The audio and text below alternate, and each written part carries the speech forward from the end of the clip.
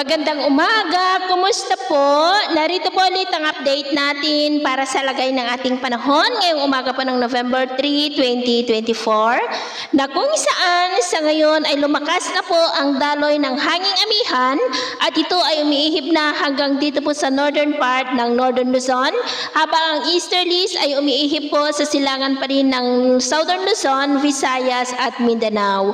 Ang RPA po na nasa silangan ng ating bansa ay posibleng papasok na yan sa ating area of responsibility bukas, pero mababa naman ang tsansa niya na maging bagyo dahil sa inaasahan na paglakas ng amihan next week.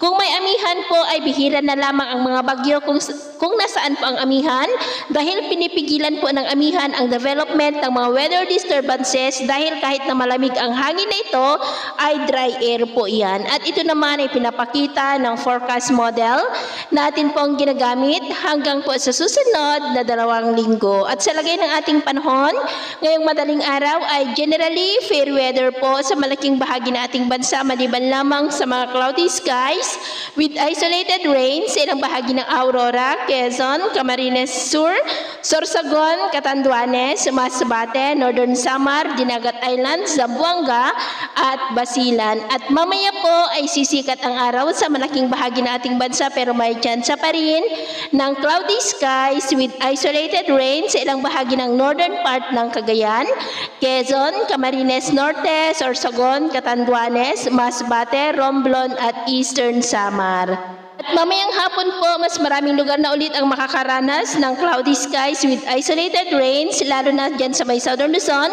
Visayas at Mindanao. Kaya kung lalabas tayo sa ating matahanan, ay gawin naman po natin lagi ang magdala ng kahit na anong panangga natin sa init ng araw at proteksyon na rin po sa mga biglaang buhos ng ulan. At sa atin naman pong mga baybayin, iwasan na po muna natin ang papalaot sa mga baybayin po ng extreme Northern Luzon dahil sa paglakas ng amihan ay alon na po dyan na posibleng ang mga alon ay posible po na aabot hanggang sa 2 to 4 meters height.